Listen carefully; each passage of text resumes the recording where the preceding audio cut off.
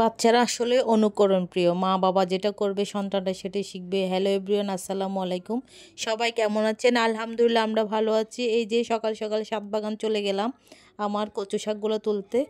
আমরা তো কিছুদিনের মধ্যে হয়তো বাবার বাড়ি যাব। সেজন্য এই যে বাচ্চাদের স্কুল থেকে যেহেতু ছুটি হয়ে যাবে, সেজন্য কচু শাকটা নষ্ট হয়ে যাবে। তো আমরা আস্তে, আস্তে খেয়ে ফেলি, খেয়ে যাই। তারপর এই যে ছাদে যে কচু শাকগুলো কাটলাম, মিষ্টি কুমড়া দেখতেছি এখানে অপরাজিতা ফুল পেলাম। আমার বাচ্চারা এটা দিয়ে ওরা বলে যে এটা গ্রিন টি, কফি বলে, তবে গ্রিন টির মতো হয়। লেবু দিলে এক কালার হয়ে যায়, তারপর লেবু না দিলে আরেক কালার, দুই কালার আসে। তো একদিন অবশ্যই আপনাদের সাথে শেয়ার করবো, আগেও হয়তো এবার শেয়ার করছিলাম। তো এই যে শাকগুলো নিয়ে আসলাম, এনে আমি বিচি দিয়ে রান্না করতেছি। কে কীভাবে খায় জানি না, আপনারা যদি চান আমি কিভাবে রান্না করি পুরো রান্নাটা আমি শেয়ার করব যদি আপনারা পছন্দ করেন। তো কচু শাকে দিয়ে বিচি দিয়ে সিদ্ধ করে সব মশলা দিয়ে দিচ্ছিলাম, আদা রসুন পেঁয়াজ এগুলো, কাঁচামরিচ টমেটো, তারপর হচ্ছে তেঁতুল মশলা। মশলার মধ্যে শুধু একটু সিদ্ধ করার সময় হলুদ দিছি, তারপর উপরে নামার সময় জিরা দিছি। এই যে সব দিলে এভাবে চেকে চুকে নামাই ফেললাম, খুব সুন্দর আমার ফাইনাল লুকটা দেখেন। এখন লাস্টে দিয়ে দিচ্ছিলাম ধনেপাতা আর জিরা গুঁড়া, ওটা নামাবার আগে দিতে হয়, ফ্লেভারটা যেহেতু ভালো থাকে। এই যে কী সুন্দর হয়ে গেছে দেখেন, অনেক সবুজ। এটা ঢাকনা ছাড়া রান্না করবেন যাতে গ্রিন থাকে। তো এটা করার পর হঠাৎ কারেন্ট চলে গেছিলো, সেজন্য আরেকটা রান্না আপনাদের সাথে আর শেয়ার করে নেয়, সেটা কারেন্ট আসার পর দেখাচ্ছি।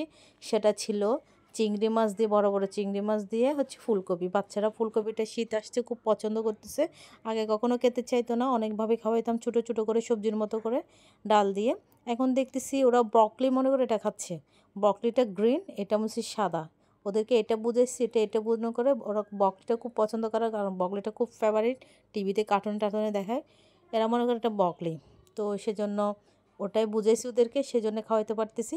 এই যে সব বেড়ে নিচ্ছিলাম, বেড়ে দিচ্ছি একটা একটা। ওদেরকে বলছি মানে আমি বেড়ে দিব, তোমরা নিয়ে যাবো, এটা হচ্ছে তোমাদের কাজ। কারণ এভাবে যদি আমি অভ্যাস না করি বাচ্চাদেরকে, তাহলে আর কখনো অভ্যাস হবে না।